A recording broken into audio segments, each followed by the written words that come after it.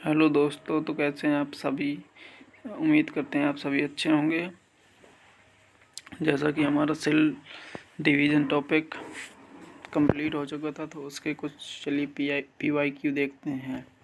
तो इसी तरह आगे बढ़ाते हुए पहला क्वेश्चन है, सूत्री विभाजन के चरण का नाम बताएं जिसके दौरान विभाजित सेल के गुणसूत्र मध्य रेखा पर स्थित होते हैं। तो इसका आंसर है हमारा मेटाफेज। इसका आंसर है हमारा मेटाफेज। आगे देखते हैं, शुक्राणु एवं अंडाणु का निर्माण होता है। तो ये मियोसिस द्वारा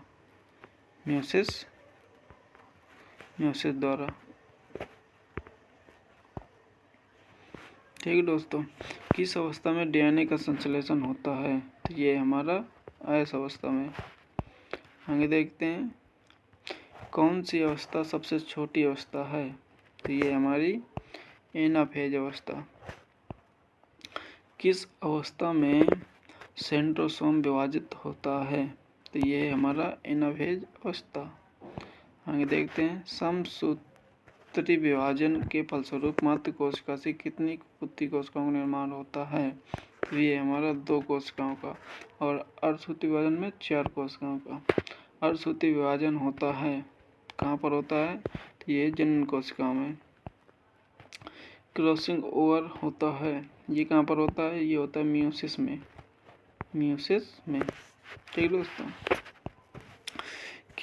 अगला देखते हैं, विभाजन की किस अवस्था में केंद्रक झिल्ली गायब हो जाती है? तो ये हमारा प्रोफेज अवस्था में।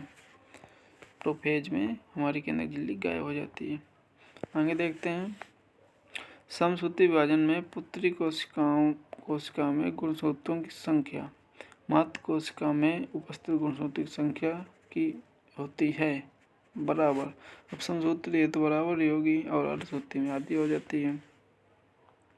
अगला है हमारा, गुणसूत्र में क्रोमैटिड जिस बिंदु पर संलग्न होते हैं उस बिंदु का नाम क्या है? उस बिंदु का क्या नाम है हमारा? तो ये सेंट्रोमेयर कहते हैं उसको, सेंट्रोमेयर। ठीक दोस्तों। आगे देखते हैं, इसमें ज़्यादा PYQ नहीं दी है, तो हमारा और 5 मिनट में ख़त्म हो जाएगा टॉपिक।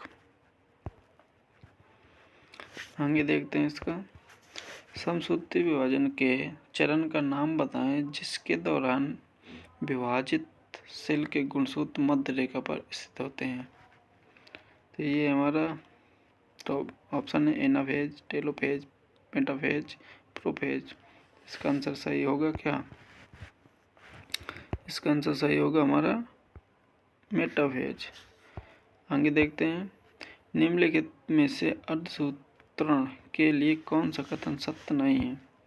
तो इसमें देखते हैं, अर्धसूत्रण 2 चरणों में होता है। दूसरा, अर्धसूत्रण के परिणाम स्वरूप परिणामी कोषों में गुणसूत्रों की संख्या समान संख्या की दुगनी हो जाती है।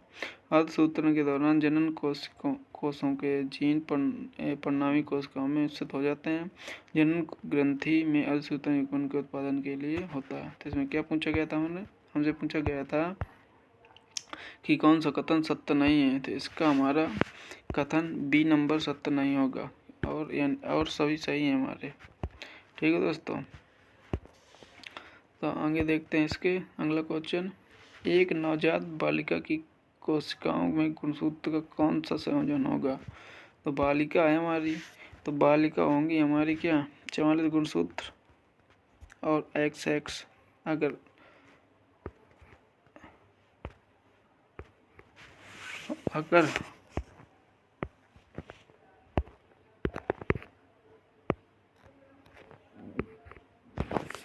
अगर बालक होता तो इसमें जाते 44 गुणसूत्र प्लस XY।